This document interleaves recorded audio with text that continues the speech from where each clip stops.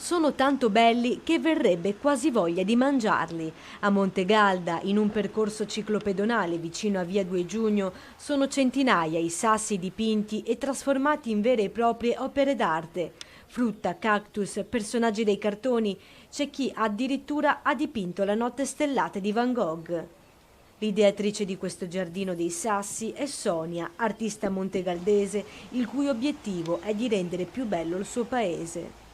Ho pensato che bonificare questo posto, che era un pezzo che non veniva utilizzato e che veniva utilizzato più che altro per i cani, per buttare le immondizie, adesso ho cercato di ricavare un posto diverso, tutto colorato, per tutti, per il paese. Anche i bambini dell'asilo, la cooperativa Margherita e l'associazione Nonno Chiama Nonno hanno partecipato a questa iniziativa. Il Giardino dei Sassi è diventato un'attrazione anche per chi non vive a Montegalda.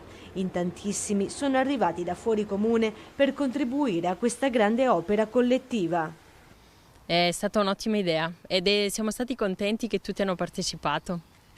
Chiunque voglia partecipare può prendere un sasso bianco di quelli che sono qui e riportarmelo colorato e metterlo su quella cassetta lì. Io li vernice e poi li espongo. L'obiettivo è quello di creare, anche in altre zone del paese, altri giardini colorati.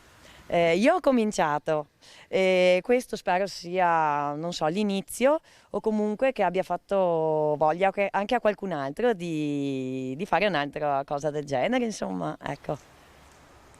Un progetto che piace anche al sindaco, che ai montegaldesi lancia la proposta di chiamare il vialetto Piccolo Mondo a Colori.